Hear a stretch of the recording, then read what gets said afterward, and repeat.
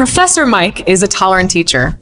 Although he sees the discord between the two, he does not intend to interfere.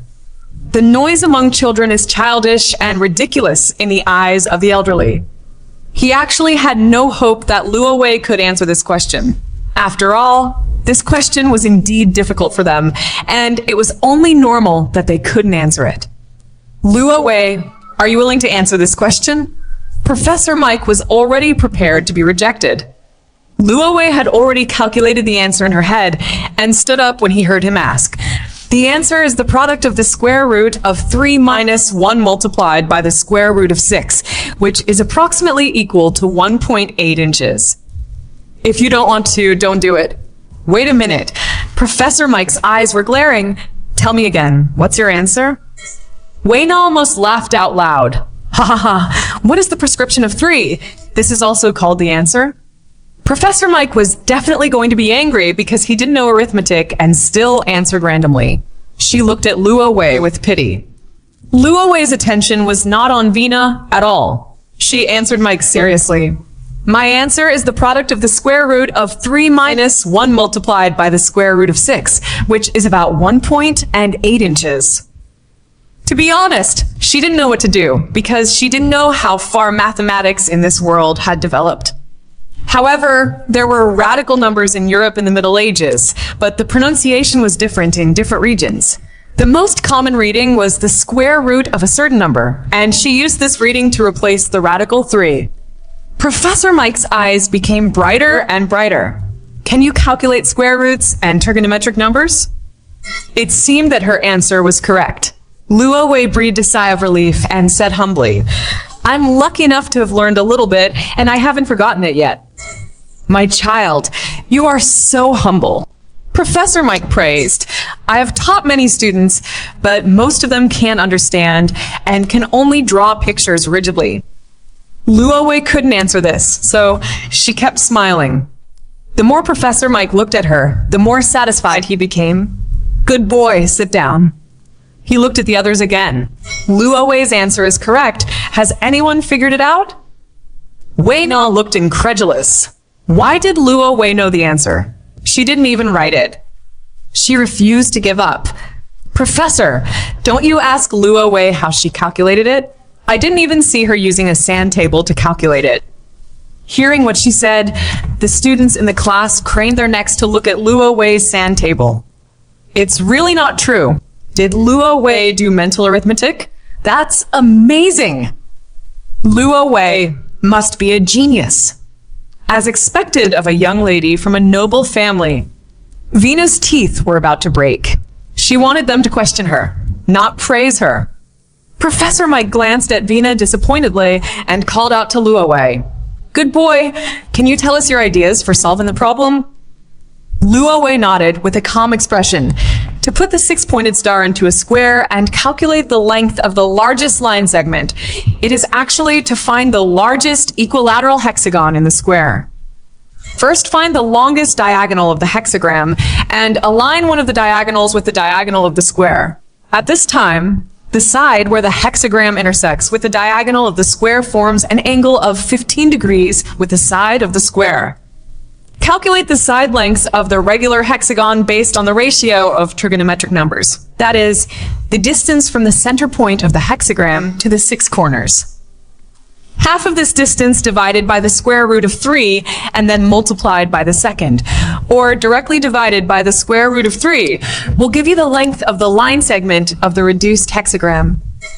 There was a sound of rustling in the classroom, and the students hurriedly scratched back and forth on the sand table. So that's how it is. That's how it's supposed to be calculated. 一半人露出恍然大悟的神情，一半人痛苦地揪着头发。But in the end, many people looked confused. The method is known, but how to calculate the distance from the center point of the hexagram to the 6 corners? Seeing this, Professor Mike smiled slyly. It won't count, right? It won't count. I didn't want you to calculate this question in the first place. I just wanted to use it to elicit the arithmetic knowledge I will talk about below. Trigonometric numbers and square roots. Students, they looked at Mike sadly. Professor, you are too bad. Professor Mike laughed loudly. Professor, I am a humorous person. Sit down quickly. Children, I'm going to continue the lecture.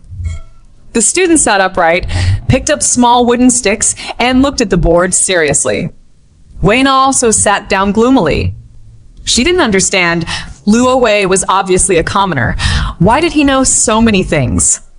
Is she really a noble? After class, Luo Wei walked out of the classroom, followed by a little tail. After walking for a while, she turned around helplessly. Vina, what do you want to do? Wei Na looked at her with complicated eyes. Are you really a noble? Which country are you from? And what is the title of your family? Luo Wei looked cold. Vina, it's rude of you to ask this. Shut up. A trace of resentment appeared on Wei Na's face, obviously remembering what she had said to her yesterday. Luo Wei stopped paying attention to her, turned, and walked towards the cafeteria. The midday sun was a bit dazzling, and a group of young boys and girls walked through the avenue talking and laughing, heading to the college restaurant together. Crash dash. The copper coins were scattered on the ground, and some of them rolled into the grass along the sloping road. Ah, the girl bent down to pick up the copper coins in a panic, sweating profusely in the flow of people. I'm sorry, please let me go. I dropped my copper coin. Please lift your foot. You stepped on my copper coin. Thank you. I'm extremely sorry. A copper coin rolled to Luo Wei's feet, but she blocked it with her feet. She looked at the girl, picked up the copper coins, and stepped forward. I'm sorry. Did I block your way? Seeing a gorgeous skirt, the girl hurriedly stood up and gave way. I'm sorry. I didn't mean to do it. Luo Wei pursed her lips and handed out the copper coins. I just want to say, I'll give you your copper coins. The girl suddenly raised her head and looked at her eyes widening, as if she was shocked. After seeing the girl's face clearly, Luo Wei was also stunned for a moment. In the memory of the original owner for the next 7 days, this was the only person who found a way to feed her water when she was hanging on the city wall in public. 而那些平民明明是平民，也在叫嚣着要杀死他。Luo Wei's eyes darkened. She came back to her senses and stretched her hand forward. Don't you want it? The girl quickly wiped her hands on her clothes and took the copper coins with both hands respectfully. Thank you. Thank you very much. You're welcome. Luo Wei knelt down. I'll pick it up for you. No, it will stain your skirt. The girl hurriedly stopped. I can do it myself. It doesn't matter. It's just dirty when it's dirty. Luo Wei picked up the copper coins in the grass. Out of the corner of his eye, he noticed that she had been looking at him and turned around and asked, What's wrong? The girl shook her head in embarrassment. No, it's nothing. It's just the first time I've met a noble and kind lady like you. Luo Wei paused, picked up the copper coin, and handed it to her. What's her name? The girl straightened her back nervously. My name is Winnie Charlie. My name is Luo Wei. Luo Wei stretched out her hand. Winnie, can we be friends? Of course. Winnie held her hand and helped her up, saying with bright eyes, as long as you don't dislike it. Luo Wei. She meant to hold hands, not to help her up. Well, it seems that the handshake ceremony is not very popular among civilians. You count. Have you picked them all up? Winnie counted it once, and finally a smile appeared on her face. She thanked Luo Wei gratefully. Fortunately, you helped me. Otherwise, I wouldn't have been able to raise the money to rent the horse. Rent a horse? Winnie nodded. I am an intermediate magic apprentice. There is an entrance exam the day after tomorrow, and I have to take the equestrian test. I can't afford a horse, so I have to rent it. For equestrian classes, doesn't the college provide free horses to students? Luo Wei thought to herself because she didn't have the money to buy a horse. Provided, but those horses are very old, Winnie explained. Aristocratic students use their own horses, which run very fast. If my grades are too poor, I will lose the qualification for free tuition. Can tuition be waived? The poor Luo Wei was moved. Her tuition fees for the next semester have not yet been paid. Is it difficult to obtain tuition-free qualifications? She asked casually. Chapter 6 will textile merchant. Of course it's difficult. You have to be in the top 10 in total to be exempted from all tuition fees, and those in the top 20 are only exempted from half. Winnie clenched her fists and said firmly, I must get the best results, and the top 3 will receive high scholarships. Luo Wei's eyelashes trembled. There were more than 200 people in one grade. It was really difficult to get into the top 10. But considering the high tuition fees, she couldn't help but work hard.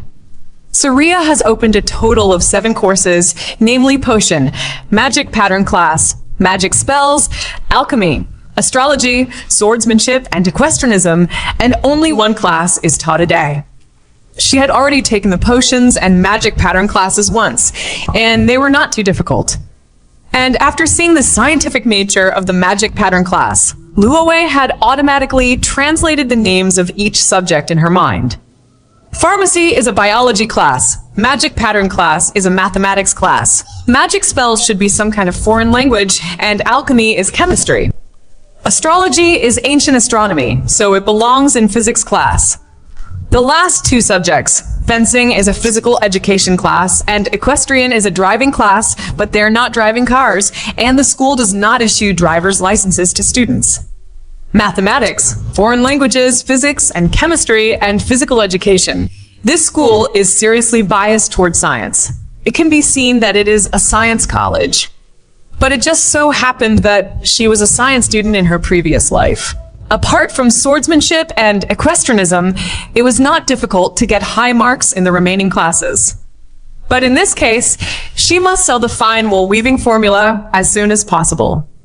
After selling the money, she first buys a good horse, whether it's to better conceal her identity or to get high marks in her writing class. Winnie, do you know who is the largest wool weaver in Syria? Syria Magic Academy is named after the city of Syria established in the Principality of Lenkos. Syria City is located in the central and eastern part of the Western Plains continent, with a warm and humid climate, flat and open terrain, and relatively developed commerce. To the north is the church, to the west is the castle of the Lord of Syria on the mountain, in the middle is Syria Square, and to the south is our market area. Don't underestimate these streets. Businessmen from all over the place come here every day to exchange supplies. There are things from all over the world that you don't want, and there is nothing you can't buy. Well, the 2 shops next to each other in front are our fabric stores. Half of the fabrics are cashmere. Although our family is not the largest wool textile merchant in Syria, we are not far from the number 1, and our wool fabrics are reasonably priced, and we are honest. Winnie's classmate, Bulk Huggins, son of Barton Huggins, the 2nd largest woolen merchant in Hillia, chattered along the way. He is a cheerful young man with a little symmetrical freckles on his face and 2 big front teeth when he smiles. Although Bulk is also a commoner, his family has been in business for generations, is relatively wealthy, and is dressed much more decently than Winnie. When Luo Wei asked Winnie about the wool textile merchants in Syria, Winnie immediately thought of Bulk and introduced him to Luo Wei. Luo Wei needed money urgently, but it didn't matter to her whether she was the largest wool textile merchant. She told Bulk directly that she had a secret recipe for wool spinning and wanted to do business with him. She was well versed in negotiation skills and told Bulk that if he was not going to do the business, she would find other businessmen in the city. Bulk became anxious when he heard this. He was determined to carry forward the family business and strive to become the largest businessman in Syria. How could he let go of the business that came to him? He immediately sent a message to his father and asked Luo Wei and Winnie to go to their shop to discuss it in detail. He can't make the decision on such a big matter by himself. Barton Huggins had already been waiting in the store. Although he didn't think that a noble lady would have any good secret recipes, after all, he was invited by his son, and he was very willing to meet her. What's more, she was a noble lady. If Bulk could gain the friendship of a noble lady, or think more boldly and win the heart of a noble lady, their family would be able to enter the upper class from now on. Barton was so excited that he walked around the store. He tried his best to send his son to Zilia Magic Academy. Didn't he just want him to go in and get to know some nobles? 1 year, exactly 1 year later, my son was finally able to invite a noble lady to his home as a guest. Barton was in tears. "Father." Bach's cheerful voice came from outside the door. Barton quickly walked to the door to greet the arrival of the noble lady. In his sight, his son stood sideways at the front to lead the way, followed by 2 girls of 13 or 14 years old. One of the girls was particularly outstanding. She had black hair, dark eyes, fair skin as smooth as jade, and a slender neck supporting her beautiful head, like a noble white swan. Her facial features are so delicate, her appearance is so charming, her figure is graceful, her back is straight, and even her steps have a strange rhythm. Barton looked at her feet and realized that she had gently lifted the hem of her skirt embroidered with gold threads with her hands and was walking on tiptoes on the wet slate tiles. There is no mistake. This must be the noble lady that my son mentioned. Only women from noble families would walk on tiptoe when going out. Barton greeted her warmly. "Come in. Please come in. What is your name, this distinguished lady?" A faint smile appeared on Luo Wei's face. "Hello, Mr. Huggins. My name is Luo Wei." She held up her skirt and walked up the clean steps, finally feeling relieved. There was no one to clean up the feces all over the street. Some people poured water on the street. When she stepped on it, it was so pulpy that she almost vomited it out. Barton invited Luo Wei upstairs with great discernment and ordered the waiters in the store to quickly light the incense and deliver the freshest fruits. The noble lady just covered her nose. She must have thought it smelled bad down there. Soon, several people sat down in the reception room on the second floor and began friendly discussions. "Miss Luo Wei, I heard from Balky that you have a secret recipe for textile technology?" Although the noble lady did not tell her last name, Barton did not dare to call her by her first name, but awkwardly called her Miss Luo Wei. "Yes, this is our family's secret recipe. It should not be easily passed on to others, but the cashmere fabric from Syria is really rough and heavy, and it made me feel uncomfortable all over." Luo Wei touched her neck, as if she had been pricked by the collar of her sweater, frowning and complaining. "Yes, the cashmere cloth we have here is indeed a bit rough." Barton had a smile on his face, but he didn't think so in his heart. "The fabric woven from wool is already thick and prickly, so who noble wears it as the innermost layer? Is this young lady not deliberately looking for trouble?" "So, I want to do a business with you," Luo Wei complained and then got to the point.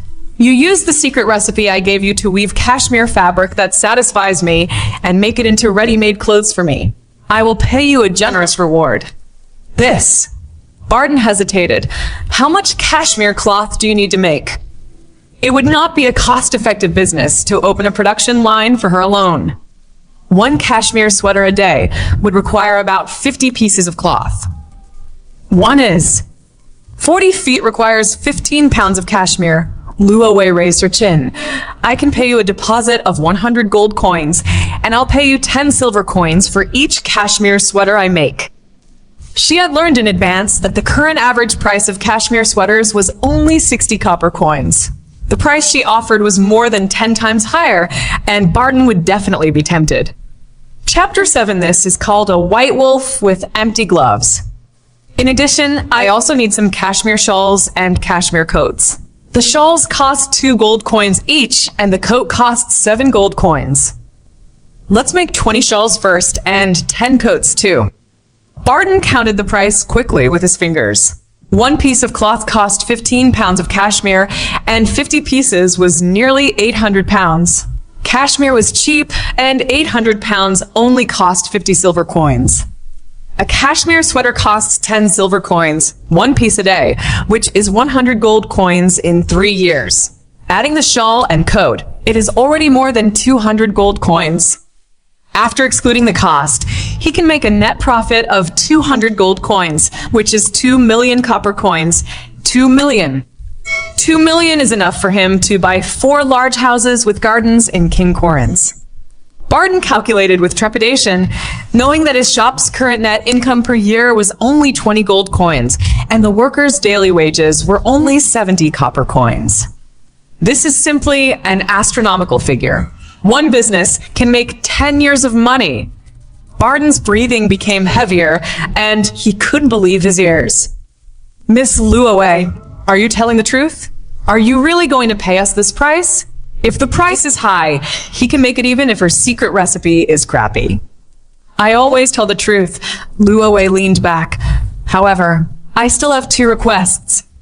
You say it, you say it. Barton looked at Luaway now, as if he were looking at the god of wealth in the sky. Of course, he had to listen carefully to what the god of wealth said. First, you must process the wool strictly according to the secret recipe I gave you.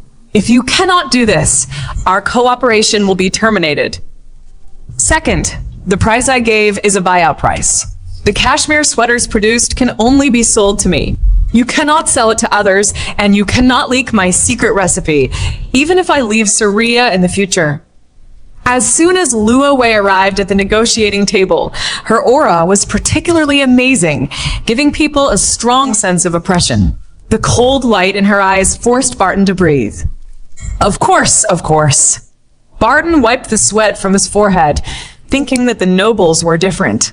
He couldn't help but want to kneel down after just one look at the aura around him. He naturally understood Luaway's request. The secret recipe belongs to this noble lady, and she also gave her the money. I am just temporarily serving as her personal tailor, making clothes for her for a while. Nobles are like this. They only use good things for themselves. Okay, since Mr. Huggins promised so readily, I can leave the secret recipe to you with peace of mind, Luaway said with a chuckle. You are Balk's father, and I believe in your character. Barton glanced at Balk and gave him a good job look. Balk suddenly puffed up his chest, proud. However, he touched the back of his head. He just met Miss Luaway for the first time today. Does she trust him so much? Luaway took out the copied parchment and handed it to Barton. If there is anything you don't understand, you can ask me now. After you are sure that you can make the fabric I want, we will draw up a deed and pay you a deposit. Balk unfolded the parchment and read it while holding his breath. Not only are text instructions written on the parchment, but important steps are also illustrated with illustrations, which are concise and vivid at a glance and easy to understand. This volume of secret recipes is filled with 3 sheepskins. The first one described the raw material processing of wool and how to use complicated processes to make wool soft and white. He had never heard of the degreasing solvents and rinsing methods mentioned in it. The second picture briefly described the cashmere thread raising technique. It was possible to twist the cashmere thread as thin as yarn. He had never seen the tools used in it. The third page describes several loom techniques that can weave fabrics of different thicknesses and various patterns. This is not a secret recipe. It is clearly a whole textile secret book. It is a precious secret that can make them make a lot of money if they pick any process at random. Barton looked at Luaway eagerly, speaking incoherently as if he had been knocked unconscious by a pie falling from the sky. Can you really let me see these such precious secret recipes? This is simply unbelievable. Aren't you afraid that I will steal it?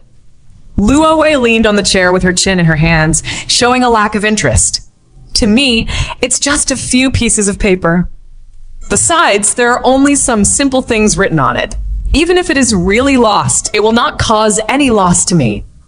Mr. Huggins, you are a businessman, and I think you should know what is most beneficial.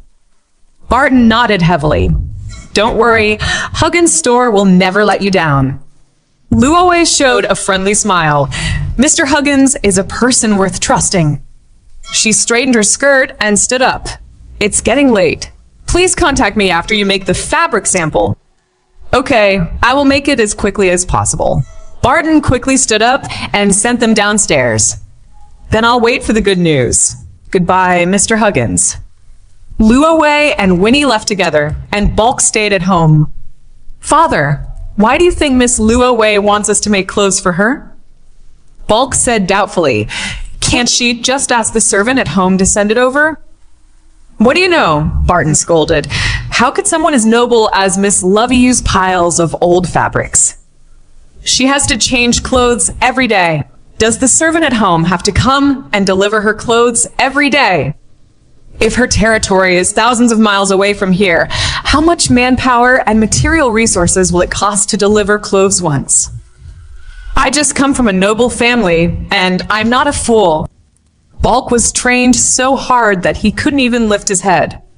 Seeing his son's depressed look, Barton couldn't bear it anymore and sighed. "My son, you have to know that we are businessmen. No matter what purpose she came to us for, as long as she can bring us benefits, we should give her enough respect." Bulk raised his head. "I know my father, and if I respect her, I cannot question her decision. She is our most distinguished guest." Barton touched his head. "Not a guest, but a distinguished person. Even if you can't copy those secret recipes, just taking a look at them will be of great benefit." Bulk nodded thoughtfully. "By the way, that Miss Charlie is your classmate?" "Yes, we are in the same class." "You should thank her properly and have more contact with her. Her mind is more flexible than yours." Barton's eyes flashed. Bulky said in agreement, "Winnie is indeed smarter than me. Her scores can be among the top 10 in her grade." Barton shook his head and turned to study the secret recipe.